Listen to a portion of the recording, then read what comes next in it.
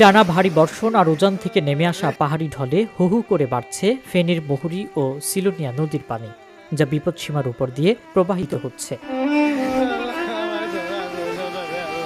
যা আগামী ২৪ ঘন্টায় স্থিতিশীল থাকতে পারে। এর ফলে জেলার বন্যা পরিস্থিতি ও স্থিতিশীল থাকতে পারে বলে জানিয়েছে পানি উন্নয়ন বোর্ড পাইবোর বন্যা পূর্বাভাস ও সতর্কীকরণ কেন্দ্রের নির্বাহী প্রকৌশলী। তাদের দেওয়া নদ নদী পরিস্থিতি পূর্বাভাসে তথ্য জানানো হয়। পানি উন্নয়ন বোর্ড জানায়, গত ২৪ ঘন্টায় দেশের উপকূলীয় পূর্বাঞ্চলীয় চট্টগ্রাম, খুলনা ও বরিশাল বিভাগে অতি ভারী বৃষ্টিপাত পরিলক্ষিত হয়। উত্তর পশ্চিম বঙ্গোপসাগর তৎসংলগ্ন এলাকায় লঘুচাপ বিরাজমান রয়েছে এবং ওই অববাহিকায় আগামী একদিন ভারী বৃষ্টিপাতের সম্ভাবনা রয়েছে। আগামী ২৪ ঘন্টায় নদীসমূহের পানির এই উচ্চতা স্থিতিশীল থাকতে পারে এবং ফেনী জেলার বন্যা পরিস্থিতি অপরিবর্তিত থাকতে পারে, যা পরবর্তী সময়ে হ্রাস পেয়ে বন্যা পরিস্থিতির উন্নতি হতে পারে। এই অববাহিকায় আগামী ২৪ ঘন্টা ভারী ও পরবর্তী ২ দিন মাঝারি থেকে মাঝারি ভারী বৃষ্টিপাতের সম্ভাবনা রয়েছে।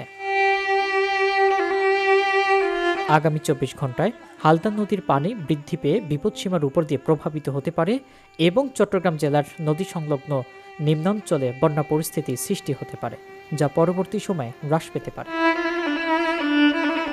এদিকে বিকেল ৩টার দিকে গোমতী নদীর পানি ৮.৫৬ সেন্টিমিটারে প্রবাহিত হতে দেখা গেছে, যা বিপদসীমার ৩ মিটার নিচে। গোমতী নদীর বিপদসীমা ১১.৩ সেন্টিমিটার।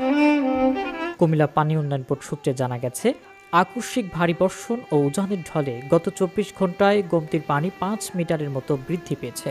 কুমিল্লা অঞ্চলের পাশাপাশি ভারতের ত্রিপুরা রাজ্যেও ব্যাপক বৃষ্টিপাত হচ্ছে। ওই রাজ্যের পানি গোমতী দিয়েই প্রবাহিত হয়ে কুমিল্লা অংশের দিকে নেমে যায়।